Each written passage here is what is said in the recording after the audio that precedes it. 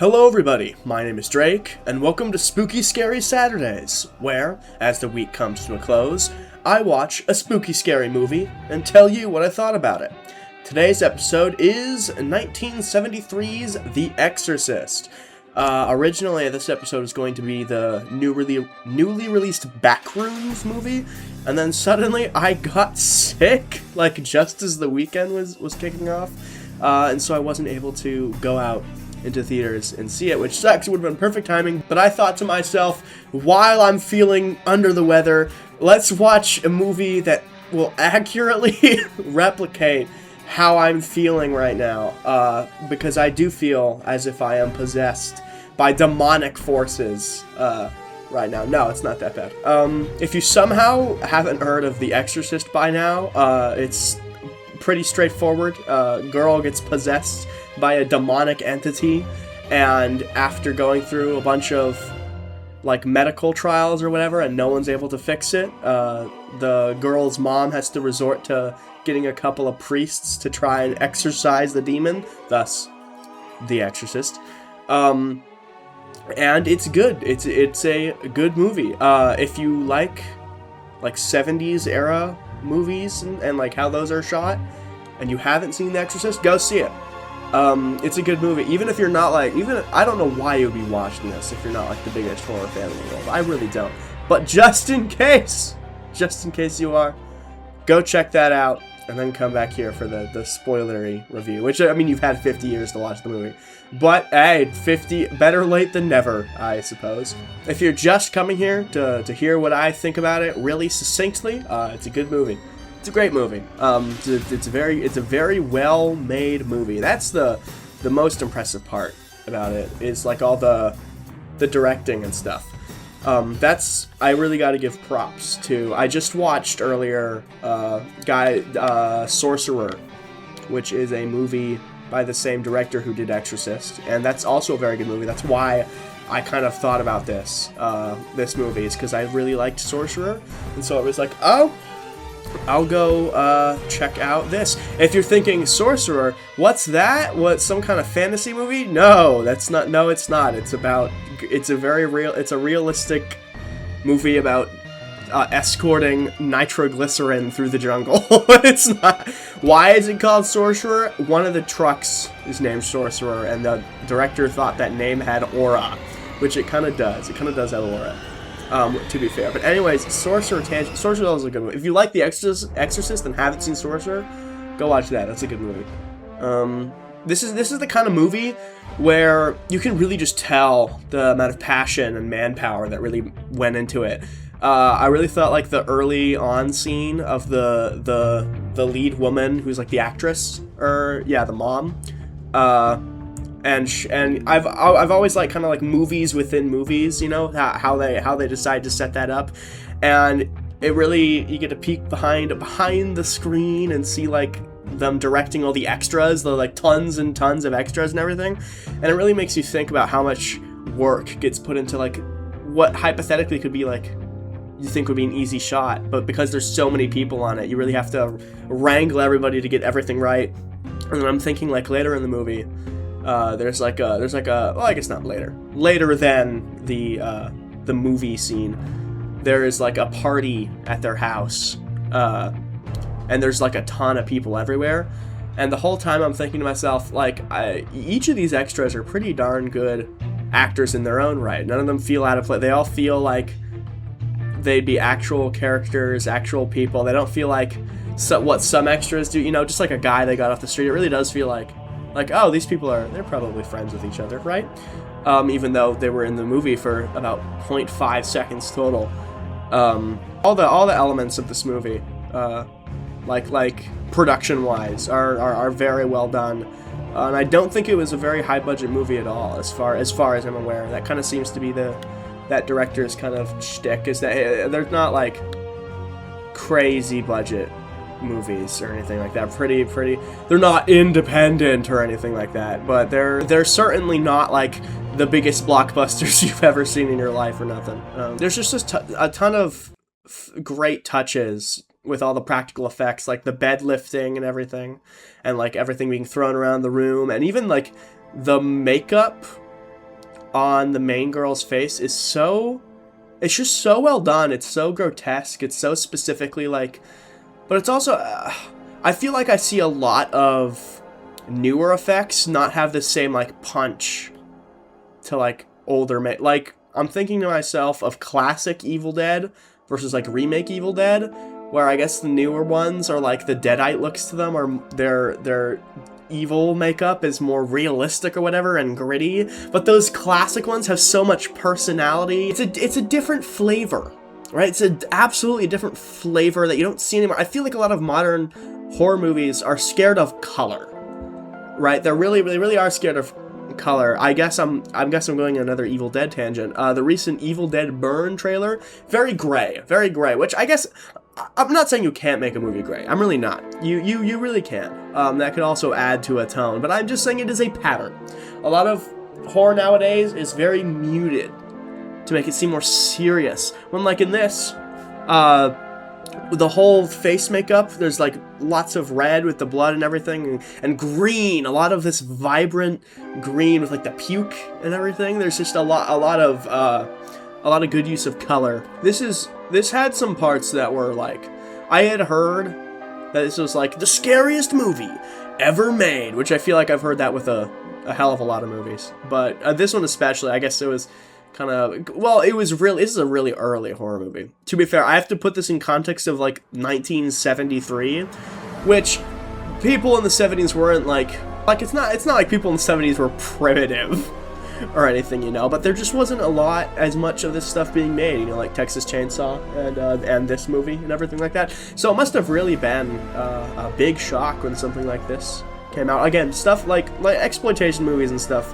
and more like violent, vulgar movies, like, they existed back then. Obviously there were bigger, like, censors and everything like that, like like 60s or whatever, but still, they did exist. They were not non-existent. History did not start. Horror movies did not start with, like, Black Christmas. There were a lot of other stuff before, but it really, like, it still was very significant. So I gotta think about this being, like, a 70s movie, as opposed, because this feels like a bunch of the 80s movies after were very influenced by it. So I gotta think about how scary this must have been to a regular 70s audience, like, early 70s audience, which it would be pretty darn scary. So I understand why it got the reputation that it did. Am I easily scared by movies? No, not at all. I'm not the kind of horror fan who watches horror because I'm like, oh, I love the feeling of being scared. That's why I like it a lot more for the aesthetic, kind of. I really don't get scared. I don't remember what is the scariest movie? If I had to name the scariest movie. The Shining has good tension, I think. I'm like, of course, jump scares get me. But, like, that's, like, base instinct. That's like you throw a flashbang in my face and I blink. Like, yeah, duh, I'm gonna jump for it. But those jump scares don't, like, stick with me. Like, it's, you know, Obsession was scary. That was a pretty scary movie. But no, a lot of movies. But this one was. Exorcist was had some good. It's really just, like, I guess the right word for it would be, I guess, distressing. That would be it. It's really hard to watch all the stuff that happens to this kid.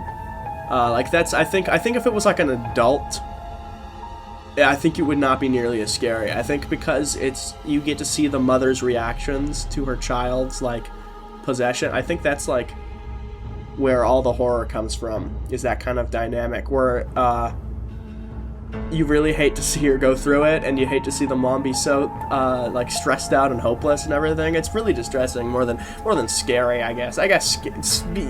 Being distressed is being scared in some regard, I guess. But that feels like a slightly different emotion to me. But yeah, it does its job well. Another thing I'd like to mention is that I don't know why the movie is called The Exorcist, like, singular, when there are, like, two of them. there's two of them. I'm not even sure which one the title refers to, because, like, the younger priest definitely is, like, more of the main focus, like, story-wise, narrative-wise, because it has, like, talked about his dead mom and everything, and he's the one that kind of like the ending of the movie focuses on after he throws himself out the window.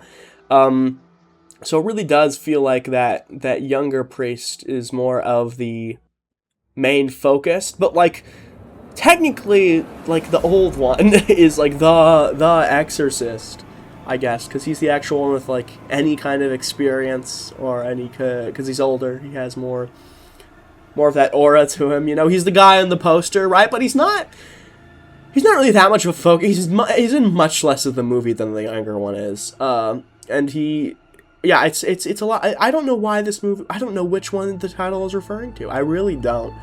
I'm guessing it's the older one. I really am, because he's on the poster. More if the poster was different, I would not have said that. But he's on the poster, man. It's the Exorcist, and it's the older guy standing right there. It's like right, but anyways, not that important. Not an actual critique of the movie. More so just a funny observation I had. If I had to give like an actual critique of the movie, it's a bit long. Like, it's a little over 2 hours. It's not. I can handle 2-hour movies. I can handle 3-hour movies. I can handle 4-hour movies. I sat through 7 Samurai in one sitting. I will be fine. I just think that there's a lot of setup, I guess. There's a lot of scenes of the mom taking the kid to like different medical establishments or whatever, and them being like, oh, we can't do anything, we don't know what's going on, here's what we think is going on. But us as the audience, we know what's happening. The movie is The Exorcist and everything. We know the vague plot of The Exorcist no matter what, even if you have never heard of it. The title alone should just, and the fact that it's a horror movie should just dead giveaway be like, okay, we know this is not a normal affliction. Do we have to see every single step of the process going through, like, oh, they go to this doctor, and then to this doctor, and then to the psychiatrist, and then to a different psychiatrist, and they talk about it more. There are good scenes within that, but I do think it is a long middle stretch of just a lot of, like, where's The Exorcist? How can I have my Exorcist movie without my Exorcist? Gosh darn it. But it's really not that big a deal. It really isn't. It's like they could have turned it like 15 minutes, like an hour 45 total. I think would have been better. It's not a deal breaker or anything. Again, and hey, maybe it's because I watched this while I was sick. I was just tired. I was like, please free me. I need Exorcist on myself in real life. Oh my gosh. And that's why my patience wasn't as tolerant. But now I'm feeling conflicted, because I do feel like that slower pace is like part of the atmosphere. It really does feel it's like part of it. Who knows? It was good. Either way, 15 minutes shorter or not, still a great movie, still a great time. I understand why it became such a classic. The directing is outstanding stuff. I feel like whenever people, when I was younger, I assumed people liked the classics. What became the classics were because of like the story or the characters or whatnot. But part of me, like some obviously for like set pieces, like Star Wars became popular because of all the set pieces, and it's kind of like unique. It's not even really that unique for the time, unique sci-fi flavor or whatever. And people hadn't seen something like that. But I feel like for a lot of movies, the classics are the ones that were like directed good and not much more, right? Like you look at, people love like the original Predator, right? The original Predator movie is a good movie because it's directed very well. Predator 2, I think, has the more like entertaining set pieces and like fun character dynamics and everything. Not as good as a movie because it's not as directed as well. And I feel like that's the case for all these old ones. It's like, I feel like people love the original Jurassic Park. You know why? Because it's Spielberg. And I know people don't like the second one as much, even though that was also Spielberg. But even Spielberg himself admits he was kind of iffy on Lost World. But like, I feel like if you give even like a bad script, if you had like Jurassic World Dominion, you throw like if that was released in like the late 90s and Spielberg directed it, people would probably like it a lot more, right? I feel like any script can be saved by a really good director, and like any script, any the characters, obviously, characters and story and stuff are important, but at the end of the day, I think a good director's vision can makes or breaks a movie, like, no matter what. But yeah, it's a great movie, good time. I'll watch more Exorcist movies in the future. Probably not gonna be the next one. Next video will hopefully be Backrooms, unless my life goes like really poorly, unless I'm afflicted with disease for way longer than I would like to be. Next Saturday should be Backrooms. What did you guys think of The Exorcist? I assume most of you guys thought it was good, given by what I've seen and heard and such. But do you guys have any suggestions for me? Any movies you'd like me to cover? Feel free to throw them in the comments. Anyways, that's pretty much all I have to say. See you guys next week.